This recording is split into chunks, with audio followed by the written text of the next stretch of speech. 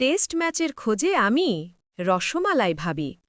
আমি আমি রসালো রসমালাই ভাবি। নরম মিষ্টি কিন্তু সহজে পাওয়া যায় না। আমার স্বামী বিদেশে, দূর দেশে, অফিস কাজ, মিটিং মিটিং, ব্যাস। এদিকে আমি বসে থাকি ব্যালকনিতে, চা খাই আর ভাবি, এই এলাকায় কি কোনো পাকা টেস্ট খেলোয়াড় নাই? কারণ বুঝলে, অনেকেই আসে টি-20 খেলতে চাইতে, দেখলেই তড়াক, 10 মিনিটে ম্যাচ শেষ। হায় রে, আমি তো টেস্ট ম্যাচ চাই। টেস্ট ম্যাচ মানে ধৈর্য, পরিকল্পনা, সময় নিয়ে আদর যত্ন। আমি বলি, শুনেন ভাই, আমরা ভাবিরা দ্রুত রান পছন্দ করি না, আমাদের চাই দীর্ঘ সময় ক্রিজে টিকে থাকা ব্যাটসম্যান। কিন্তু ছেলেরা যখন আসে, ব্যাট ধরতেই উইকেট উড়ে যায়। আমি হাসি দিয়ে বলি, হায় রে, এমনকি আমার পিস দেখে ভয় পায়। একদিন সন্ধ্যায় নতুন এক প্লেয়ার এলো, চোখে আত্মবিশ্বাস, হাতে শুধু ব্যাট নয়, ধৈর্য। সে এসে বলে, ভাবি, দ্রুত রান নয়, স্ট্রোক বুঝে খেলব। আমার মন টুপ করে পড়ে গেল। সে প্রথম বলেই ছক্কা মারেনি, ধীরে ধীরে সিঙ্গেল ডাবল নিয়ে সেট হতে লাগল। আমি মনে মনে বললাম, এই তো চাই বুঝে শুনে খেলা টেস্ট ব্যাটসম্যান।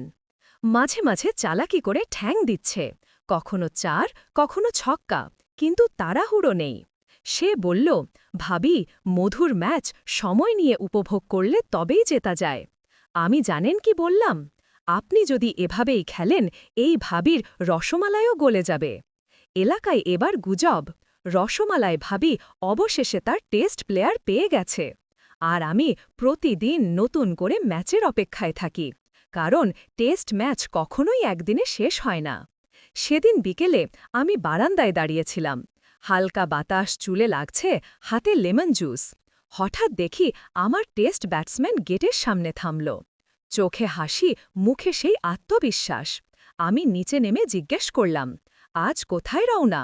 সে মিষ্টি করে বলল, ভাবি, আজ প্র্যাকটিস সেশন, টেস্ট ম্যাচ খেলতে এলে প্রস্তুতি তো লাগবেই। ওরে বাবা, এত ডেডিকেশন! আমি নরম গলায় বললাম, চলুন ড্রেসিং রুম দেখাই। কিন্তু ড্রেসিং রুম বলতে আমি তাকে ড্রয়িং রুমে নিয়ে গেলাম। চা সিঙারা দিয়ে শুরু, তারপর কথার পর কথা। আমি প্রশ্ন করলাম, তুমি এত ধৈর্য দেখাও কিভাবে? সে হেসে বলল, ভাবি, আমি উইকেট হারাই না, ধীরে ধীরে ক্রিজে সেট হই।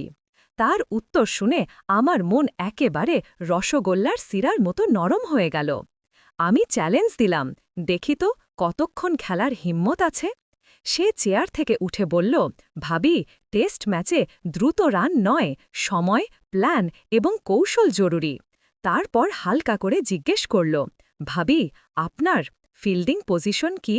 আমি হেসে উত্তর দিলাম, সব দিক খোলা, শুধু মনটা স্ট্যাম্পের পেছনে রাখি। সে অবাক হয়ে বলল, ভাবি, আপনি তো পুরোপুরি ক্যাপ্টেন্স ইনিংস খেলতে জানেন। আমি বললাম, বুঝে নিও, এই ভাবি টস জিতলে ব্যাটিং আগে দেবে নাকি বোলিং, ওটা আমার মুডের ওপর। ওর চোখে তখন জেতার আকাঙ্ক্ষা। আস্তে করে বলে, ভাবি, আপনি প্রস্তুত হলে আমি ম্যাচ শুরু করব। আমি সামনে এগিয়ে গিয়ে শুধু বললাম, টেস্ট ম্যাচে হুট করো না, ধৈর্য রাখো, ধীরে খেললে ভাবি কখনো হারতে দেয় না। আমার কথায় সে থেমে গেল, গম্ভীর কণ্ঠে বলল, ভাবি, এই ম্যাচ আমি জিততেই চাই। আমি ঠোঁটে মুচকি হাসি রেখে বললাম, জিততে চাইলে মনে রেখো, ক্রিজে থাকাটাই সবথেকে বড় স্কোর। বাইরের বাতাস থেমে গেল।